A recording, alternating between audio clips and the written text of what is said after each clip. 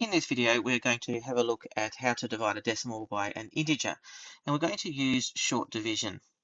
So let's have a look at, first of all, an example of typical whole number division. Let's just say we're trying to divide 103 by 3 by short division. So what would we do? We would say 3 goes into 103 like so, and then we would start dividing the number over on the left here by, so this number here, by each of the digits in turn over to the right here. So the first things we would go is 3 goes into 1. It doesn't, and so we look at the next two digits along. 3 goes into 10. 3 goes into 10 three times. 3 3s are 9, so there's 1 remainder. So the 1 goes on to the next digit, and we repeat the process. So we then have 3 goes into 13.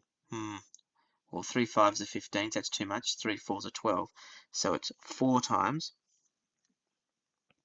like so. So 3 times 4 is 12, and we had 13 there. So we've got a remainder of 1. So we would go 34, remainder 1. So 103 divided by 3 is 34, remainder 1. Okay, so that's short division, whole number divided by a whole number. But when we've got decimals, we can actually use the fact that it's decimal to actually get a lot more accurate answer. So let's use the same digits, but this time let's make it 1.03 divided by 3. And what's that equal to? Okay, so we're dividing 1.03 by 3, so we know we're going to get a fairly small answer, right? So the first thing is to set it up exactly the same way, but include our decimal number here, decimal point, sorry. And then what we're going to do, first step, is to simply say, well, there's the decimal point there in the question. Let's put it up here as well in the answer. So pop it straight up. And now we follow the same process more or less to start with. So 3 goes into 1. It doesn't. So, or not, and giving us a whole number as an answer. So we say 3 goes into 1 0 times, and the 1 is remaindered over here. And then we go 3 goes into 10 3 times with 1 remainder over here. 3 goes into 13 4 times with 1 remainder. Now in decimal division, we don't write remainders in. Remainders is a whole number concept. So 103 divided by 3 says, if I divide 103 into 3 groups, there'd be 34 in each group, and I'd have 1 left over. So 103 Tim Tams divided amongst 3 people, each person would get 34 Tim Tams, and there'd be 1 Tim Tam left over. So it's a whole number concept.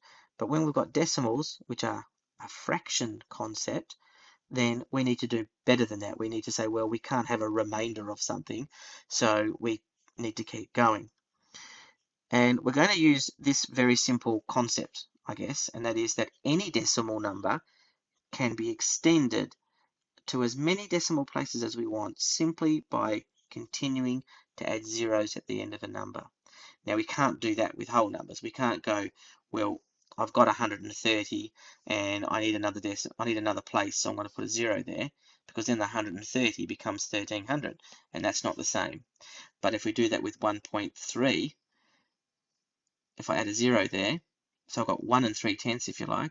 Now I've got 1 3/10 and 0 hundredths. It's still 1.3. Now I've got 1 3/10, 0 hundredths, 0 thousandths. It's still 1.3. So that's okay to put extra zeros on the end of a decimal number. It's not okay to do it on the end of a whole number. P.S. You can put zeros at the start if you really want to, and sometimes it's useful, but not in this context. Okay, back to the problem. So we had 3 goes into 1, 0 times remainder 1. 3 goes into 10, 3 times remainder 1. 3 goes into 13, 4 times, and we had a remainder 1, right? So in the whole number problem, that's where we'd stop. But in the decimal problem, we just add a 0 and stick the remainder down again. 3 goes into 10 3 times. There's a remainder 1, so I'll put a 1 and a 0 there. 3 goes into 10 3 times with a remainder 1, and I can put another 0 there. 3 goes into 10 3 times, remainder 1. Now, I'm sure you can see that there's a pattern developing there, and that is that I'm getting a repeating digit of a 3 there. So I know that I'll keep on getting a remainder of 1, and then adding that remainder of 1 to the next decimal place gives me 10, and I'll keep on getting 3 as I go along. So I've got 0.34333333, ellipsis, goes on forever. So I can neatly summarize that to 0.343 recurring, like so. So that's how we divide an integer into a decimal number. I'll do one more example so you can see it.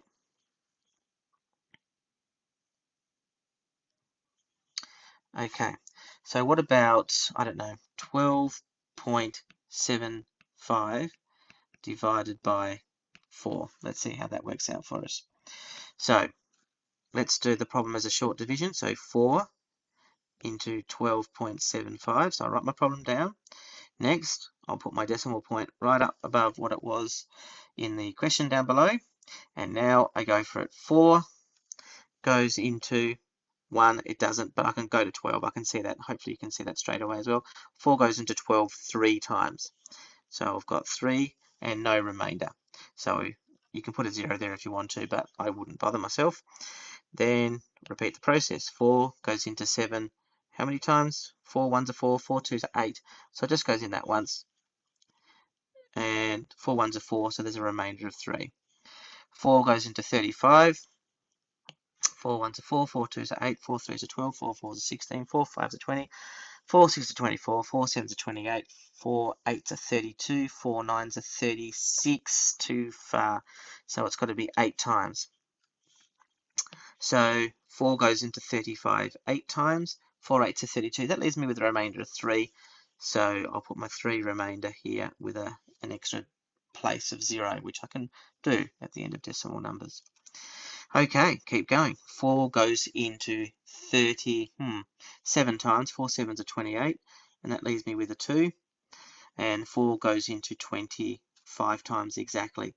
Now, I've run out of decimal places, and I've run out of remainders. So I've got a remainder of 0 and no more decimal places here.